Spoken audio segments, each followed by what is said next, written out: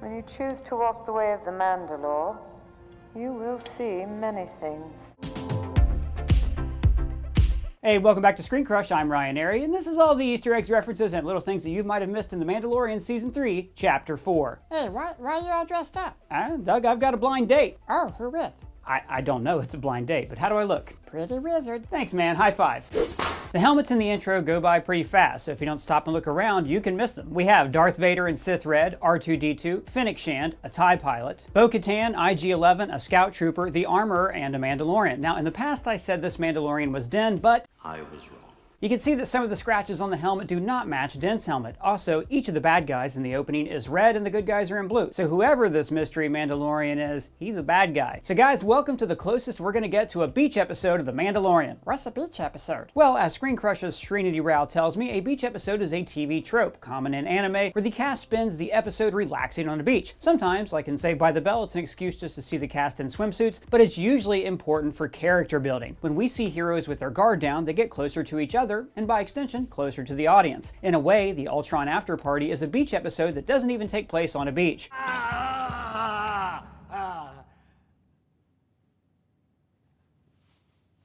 So this episode is very similar, and not just because they're on a beach. It doesn't do much to further the overall story of Din, Grogu, or the New Republic, but the episode does give us a chance to see the heroes in a relaxing setting as they contemplate their place in the world. Bo-Katan is finding her way in the new covert, while Grogu is reckoning with the trauma of his past. So we open in the covert training, and Bo-Katan is very much the protagonist of this episode. She is the first POV character we follow around as she watches all of them train, and it makes sense for her to be our POV character because, like her, this is all new stuff for us. The Mandalorians are all trained in pretty typical combat we've seen Mandalorians use before. There's even a practice dummy here on the shore. We see spears, we see vibroblades like we saw Din and Paz use on each other in Chapter 3, dueling flamethrowers, and then they're all hilariously shooting into the water for no reason. I mean, that's not really target practice, that's killing time. In fact, this scene with all of them training seems to mirror a similar scene in the Clone Wars when Pre Vizsla tours the Mandalorian camp with the newly revived Darth Maul. Now, one thing that's interesting about Bo-Katan is she was a member of Death Watch. During the Clone Wars, the Mandalorians were mostly pacifist and they were led by her sister, Duchess Satine Kryze. But Bo-Katan was part of a group called Death Watch. They were violent, armor-wearing Mandalorians who lived on the same moon that Din is from. Now, Death Watch believed in the traditional ways of the Mandalorian, like wearing your armor and engaging in combat. So this group, the Children of the Watch, has kind of spun off from Bo-Katan's original group, Death Watch. Now, Bo-Katan was trained to be a fighter. She is familiar with these exercises and traditions, but it's still a bit of a culture shock for her. I would actually like to see a flashback explaining why she broke with her family and joined a terrorist group on the moon. She did mention that her dad was a fighter, so actually maybe it was her sister, Satine Kryze, who was the one who broke away from the family and became a pacifist. Man, you really look nice. Where'd you get that tie? Oh, you like it? It's from cufflinks.com. They're the sponsor of this video. That's where I got all the cool Star Wars gear that I'm wearing today. This site is amazing. They have officially licensed merch from Star Wars, Marvel, DC Comics, Harry Potter, Game of Thrones, Star Trek, and every sports team. They are the perfect place to shop for people that are hard to shop for. Like right now, I am wearing these awesome 3D Grogu cufflinks, a Mandalorian tie, and my tie clip, which is Mandalorian, even has "This is the way" written on the back of it. Your blind date is going to be very impressed. Plus, if you look close, you can see that every tie I've worn today has a Star Wars design on it, which makes it perfect for wearing to the office. This one has Stormtroopers, this one has the Millennium Falcon, and this one has little tiny Grogus on it. Plus, I have this sweet Grogu pocket square. So Cufflinks has a special discount for ScreenCrush fans. If you use the code ScreenCrush20, you get 20% off any item site-wide, a potentially huge savings. Now back to the Easter eggs. So while the Mandalorian kids are doing combat training, at first it looks like Grogu is doing Jedi training, getting ready to move rocks with his mind. It's not about lifting rocks. But it turns out that they were actually just crabs and that he was being distracted, once again, by food. Now there's a bit of a parallel here to the main storyline. Both the flashback and present day story are about predators and prey. The clone troopers hunt Grogu and the Jedi, the bat creature hunts the Mandalorians, and then the space alligator ends up hunting the bat creature. And by the way, one of our writers, Dodd Sides, points out that the monster seems like an homage to the kaiju Rodan. Dodd also pointed out the similarities here to Beowulf. Specifically, Grendel's mom interrupts a banquet and then Beowulf leads his people to the mother's den to kill her. Hey, isn't it weird that Grendel's mom didn't have a name? That's pretty sexist. She's like Jason's mother in Friday the 13th. Actually, she has a name, but it's just too hard to pronounce. To pronounce it correctly, I would have to pull out your tongue. But there is another potential Beowulf similarity here. After Beowulf killed Grendel's mother, he is made king of his people. I'm wondering if Bo-Katan potentially leading them to kill this monster leads to her retaking leadership of Mandalore. Now notice how as soon as Grogu is gone, the crabs come out of hiding. There could also be a parallel here with this covert itself. These Mandalorians are in hiding, scattered across the galaxy. But maybe when Bo-Katan rises from the waters with the mythosaur, they will see that it's safe and return home to the living waters. Now, all through this section, I've talked about religious symbolism in The Mandalorian. We've had episodes named after religious terms, the apostate and the convert. The season opens with the baptism, while Din and Bo-Katan are each baptized and cleared for their sins. I've also pointed out that the scattered Mandalorians are a lot like the Jewish diaspora, which were scattered around the world following tragedies that occurred in their homeland over the centuries. The Mandalorians have also survived the Holocaust of their world, just as the Jewish people suffered through the Holocaust of Nazi Germany and the Russian pogroms. Heck, the Mandoa tablet even features a passage from the book of Exodus about the Jewish people returning to Israel after being enslaved by the Egyptians. So I assumed that the Mandalorian was telling a kind of Moses story, with Din or some other leader bringing the Mandalorians back to their homeland. But here's the thing, these connections to the Jewish faith are even more prevalent than I realized. And guys, this is going to blow your mind.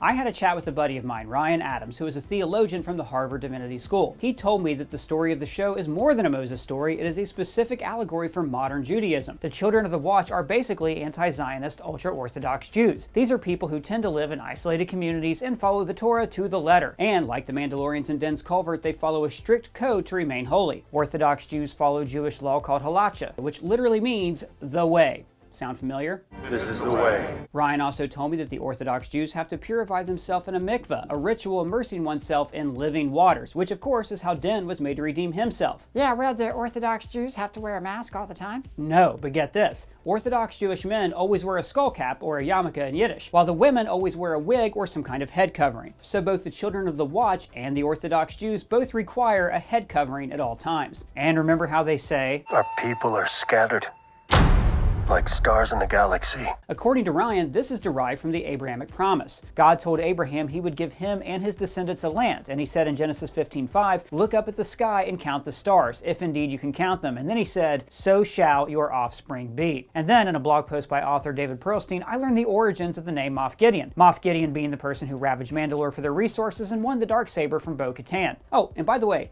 in Hebrew, Bo-Katan means come here, little one, but Dave Filoni named her after his wife's cat, so don't read too much into that. So back to Gideon. In the book of Judges, a warrior named Gideon leads 300 men to defeat a large army of nomads and destroys their shrines to Baal and replaces them with shrines to Yahweh. Then his son becomes king of Israel. Now the parallel doesn't exactly line up here because that Gideon was a hero and Moff Gideon wasn't even a Mandalorian, but both men led a brutal campaign to establish their order, and afterwards they technically became rulers themselves, like when Gideon won the Darksaber. Now Pearlstein feels this is showing that Gideon, being evil, shows a Star Wars pattern of somebody turning to the dark side, as noted by his chest plate that is similar to Darth Vader's. So maybe there could be some kind of redemption for Gideon, or maybe just his actions have ultimately led to a new, stronger Mandalorian order being formed. And that stronger Mandalorian culture begins with the Foundling, the title of this chapter. Din wants Grogu to start doing his chores, which for a Mandalorian means combat training. Personally, I think the idea of Grogu entering combat training and being forced to wear a helmet is depressing. Maybe I just don't want to see the little guy grow up. When he presents Grogu for a challenge, he says, I am his ward.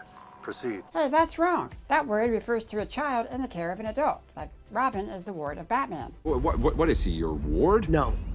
Actually, I thought the same thing, but ward, it turns out, means to protect, so it can go either way. Ragnar says, why doesn't he wear a helmet? Now Din says it's because he can't talk, which is very ableist, but it's also because A, a helmet would look stupid on him, and B, it wouldn't fit over his tiny ears, and 3, to paraphrase Taserface, he's too adorable to cover up. Bo-Katan tells him, My dad was the same way. which again is saying that maybe her dad was more of the traditional Mandalorian, and her sister was the one who broke with the family by leading Mandalore into pacifism. Bo even talked about her father being proud when she was baptized. I took the creed and was showered with gifts. Maybe he was proud. I know he was. I didn't embarrass him in front of everyone. So they forced Grogu to play paintball with Ragnar. This is the kid we saw taking the creed in episode 1 this season. But actually, we missed this at the time, he's played by Wesley Kimball, the nephew of Jimmy Kimmel. Now, at this baptism, we guessed that he was from House Vizsla by the flag prevalent at his ceremony. And this episode confirms that we were right when Paz Vizsla says, He's my son. So it turns out that Grogu is going to have the same childhood as Peacemaker, with the dad who makes him fight other kids for entertainment.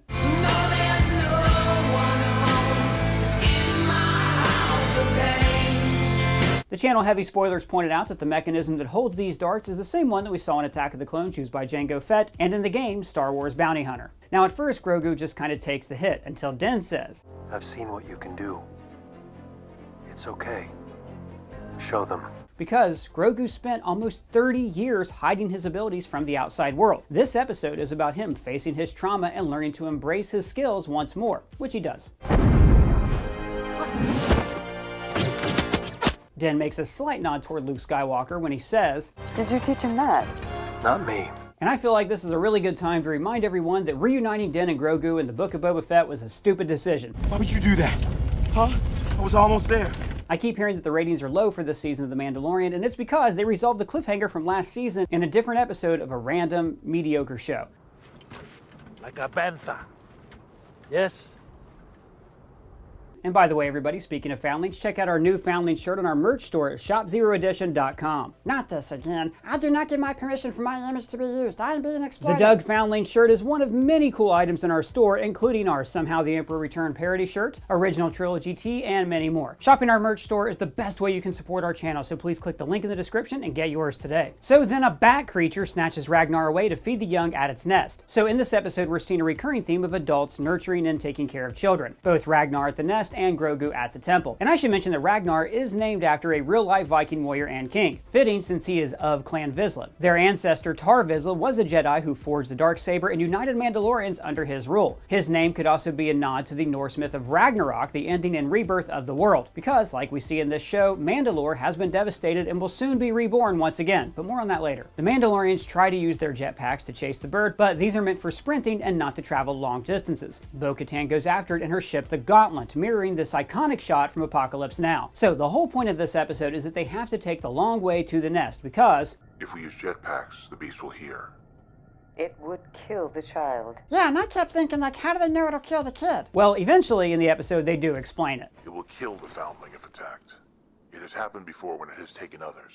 Oh, geez, they should have just said that from the start, if you ask me. Yeah, they should have, but it makes sense. I mean, the bat creature would want its babies to eat live meat, so they learn to kill. But if the food is about to leave the nest, then they'd have to kill it right away so the kids don't miss out on a meal. Bo-Katan mentions, These are no higher than the peaks of Kaer Morhen. this is a remote part of Mandalore that was first mentioned in the now non-canon novel Republic Commandos True Colors. The armorer tells Paz Vizsla to take along a Shriek Hawk training team. Now, the Shriek Hawk was a giant bird of prey native to Mandalore that is now extinct, but Clan Vizsla uses the emblem of the Shriek Hawk, which became the emblem of Death Watch. Remember, this group is the Children of the Watch, so it makes sense that they would continue to use the Death Watch symbol as part of their military identity. In this case, the Shriek Hawks are the Mandalorians with jetpacks. Meanwhile, the armorer takes Grogu for a lesson. Oh, I don't trust this space cult. Yeah, we'll see. I mean, their traditions are crazy, but their values are pretty healthy. She tells him, This is the forge. It is the heart of Mandalorian culture. which is true. Mandalorian armor is sacred to them. It's hundreds of years old and passed down throughout the family. The battles, the history, the blood, all lives within it. And the same goes for every Mandalorian. She goes on to say that everybody begins as raw ore, and the forge Can reveal weaknesses.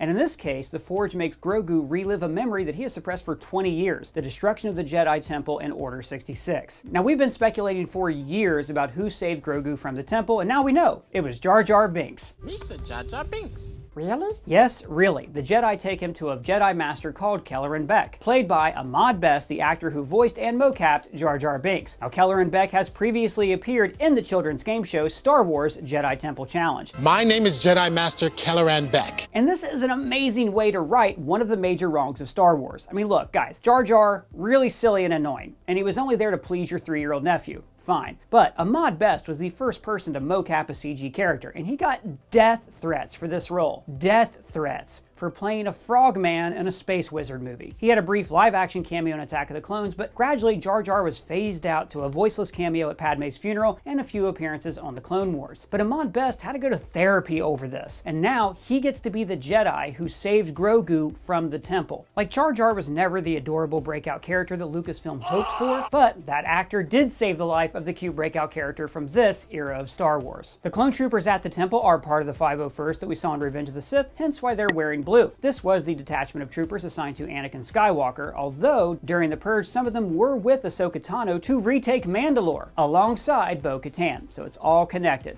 And then, oh, we see an even cuter version of Grogu. Original Jango Fett actor Tamura Morrison voices all the clone troopers, which is great, but I thought it also would have been neat if they would have kind of mixed in the voice of D. Bradley Baker, who voices all the clones in the animated shows, since you know, like, all of this media is now coming together. So Kelleran fights off the clone troopers with 2 sabers, using the one he got from a dead Jedi in the elevator. And I thought this fight was kind of lame. I mean, it's poorly choreographed. There's just cutaway shots of spinning sabers and other cutaways to falling troops. There's nothing like imaginative about this, but Ahmad Best's cameo kind of carries it well enough for me. Now, here's where we get into my favorite Easter egg of the episode. As Kelleran flees the Jedi Temple, we can see another ship arriving carrying an important character from Revenge of the Sith. This is your mom. As they flee, they're chased by low-altitude assault transports like the ones we saw at the Battle of Geonosis and Attack of the Clones. He's riding with Grogu in a sidecar, never the safest choice. And man, Star Wars is crazy. These guys are trying to kill a baby. They're the bad guys. But we rooted for them for 7 seasons of the Clone Wars and at least 2 seasons of the Bad Batch. They duck into a train tunnel, not unlike the riot racing tunnels in the Bad Batch, before Kelleran pulls a Marty McFly going up the side so his opponent runs headlong into a larger vehicle. The bike flies through the Coruscant train terminal that we saw Pershing and Kane go through in the last episode, and then it flies out of Monument Park, which we also saw last episode. It's the only uncovered piece of Coruscant's surface, and we saw it a couple of times in the Clone Wars. So wait, is Pershing in the train station right now? No, this flashback takes place like 27 years before the current episodes. See, we have Revenge of the Sith at the end of the Clone Wars, and then A New Hope 20 years later, then Return of the Jedi about 3 to 4 years after that, and now this present day story is 67 years after the Empire was defeated. These timelines are so confusing. They come to a platform where we see a ship with a very sleek design. Now, the ship itself is a very interesting choice. It's an H-type Nubian Naboo Yacht. Ah yes, Nubian! We have lots of that. It's the same ship that Padme and Anakin rode around in when they went to Tatooine and then Geonosis. Yeah, when they were being inconspicuous and traveling as refugees. Right, but it makes me wonder who owns this Naboo Yacht. Padme was not secretly helping the Jedi. She didn't even know what was happening at the temple. Palpatine was from Naboo, so maybe he did this to keep Grogu alive so he could use his blood later on. The subtitles identify this guy as a Senate Guard captain, which makes sense that the wealthy senators would fly in these type of ships. Now, I do wonder if this captain was working for Bail Organa, Mon Mothma, Senator Chuchi, or any of the other senators who were sympathetic to the Jedi. These are the people who would go on to found and fund the rebellion in its earliest years. But I got a theory that I like a lot better. What is it? Won't you tell us? I think that this yacht was sent by the Naboo senator who served alongside Padme, JarJar Binks. I could definitely see Jar Jar bonding with Grogu at the Jedi Temple over their shared appetites, and then Jar Jar offering his personal ship to help Jedi escape. After all, there was supposed to be more than one Jedi that shows up. What about the others? There are no others. And this would also be cool because Ahmad Best plays both Jar Jar and Kelleran Beck. At any rate, this building on the right looks a lot like Padme's apartment in the area where senators were housed by the state. So it makes sense that there's a Senate ship in this area. The clone troopers that land on the platform are clone shock troopers like the ones Palpatine brought to Mustafar. Then they're chased by V-Wing starfighters, the precursor to the Imperial TIE Fighter, as we cut back to Grogu reliving the worst day of his life. Is today the worst day of your life? Yeah. Wow, that's messed up. You know, it never occurred to me before that Grogu and Din both have tragic pasts. They both watched their families die because of the Clone Wars. They're both orphans, and now they only have each other.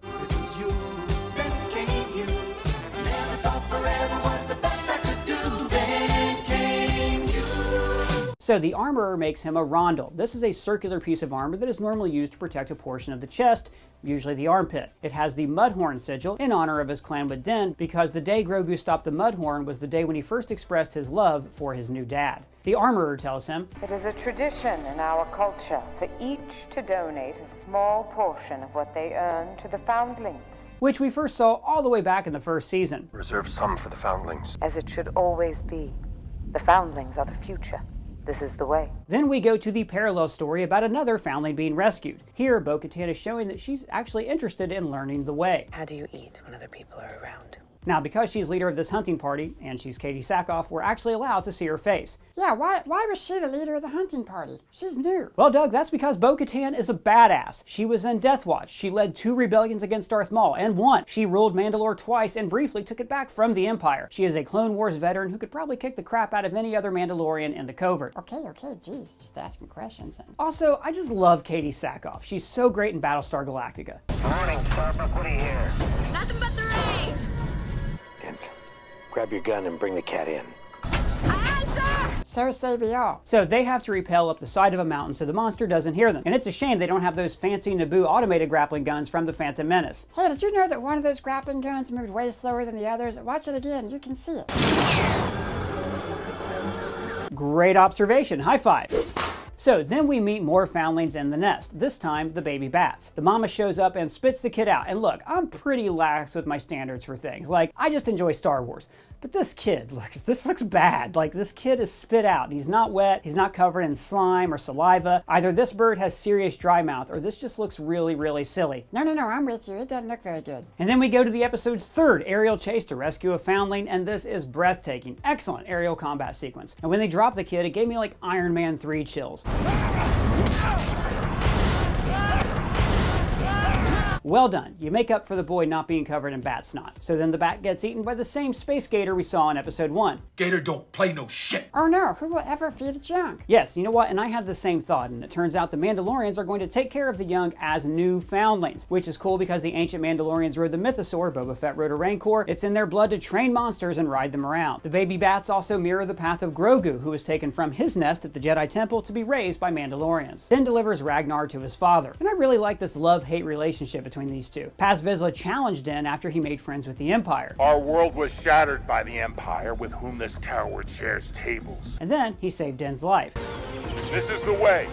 This is the way. Then he challenged him for the Darksaber. And now I will win it from you. It's like they're buddies, but they're not going to cut each other slack, you know? They're work friends, like us. High five. So then the armorer goes to repair Bo-Katan's pauldron. She says, I can replace what's missing, but not with its modern refinements. And this is symbolic of how Bo-Katan bridges these two Mandalorian cultures. Her armor is more advanced, more of the more modern, forward-thinking Mandalorians. So that's represented by the pauldron of her sect, the Night Owls. But the other pauldron is steeped in Mandalorian tradition. And then she tells the armorer what she saw in episode 2. What would you say if I told you I saw one? That you saw what? A mythosaur. So look, we've done a lot of speculating on what Bo-Katan is up to. Is she going to use the mythosaur to rally the people behind her? Is she really joining the way, or is she just using them? Is this all leading to a civil war? We actually did a video on that I think still applies after this episode. You should really check out. But after this episode, I think she's genuinely soul-searching because she is at a crossroads. She is grappling with what she saw underwater. Well, the mythosaur was an ancient beast that roamed Mandalore, and Bo-Katan's ancestors tamed them and then rode them. The mythosaurs are the source of their entire culture, and they were thought to be extinct. And there's also a prophecy about the mythosaur returning her planet to its former glory. So now she's wondering, is this meant to be? Am I the leader my people need? Is there something supernatural at work behind this? Now remember, Bo-Katan has already failed to lead her planet to victory 3 times at this point. She's got a lot of self-doubt. And when she explains to the armorer that what she saw was real, the armorer doesn't show any doubt. She's not suspicious of her intentions. She only says, this is the way. This is an expression of her faith. She believes in these songs of old and the prophecies. She knows that if Bo-Katan walks the path of the Mandalore, then she might be the chosen one. She's only interested in you because she thinks you're the chosen one. But I am the chosen one. Either way, you can hear a little bit of a smile in her voice because she knows that the Mandalorians are on their way up. Hey, I thought you had a big blind date. Yeah, I thought I did too, but I think she stood me up. Oh, you sad? Always. Hi, any of you guys know a man named Ryan? I'm here to marry some guy named Ryan. Could you go away? I'm waiting for a blind date with a woman named Birdie. Oh, God. Yeah, that's me. You ready to go? I got a mouthful of worms and I gotta throw up in my kids' mouths by midnight. You want some? No. Well, you got any money? I'm selling my eggs. No, thank you. I'm sorry, I have to cancel our date. I'm a human, you're a bird. It's weird. Well, okay. You look nice, though. Hey, thanks. And just a reminder, if any of you want your own Star Wars or Marvel snazzy gear like this, check out cufflinks.com where you can use the code ScreenCrush20 and get 20% off any item site-wide. But guys, let us know what you think of all this down in the comments below or at me on Twitter. And if it's your first time here, please subscribe, smash that bell for alerts. For ScreenCrush, I'm Ryan Airy.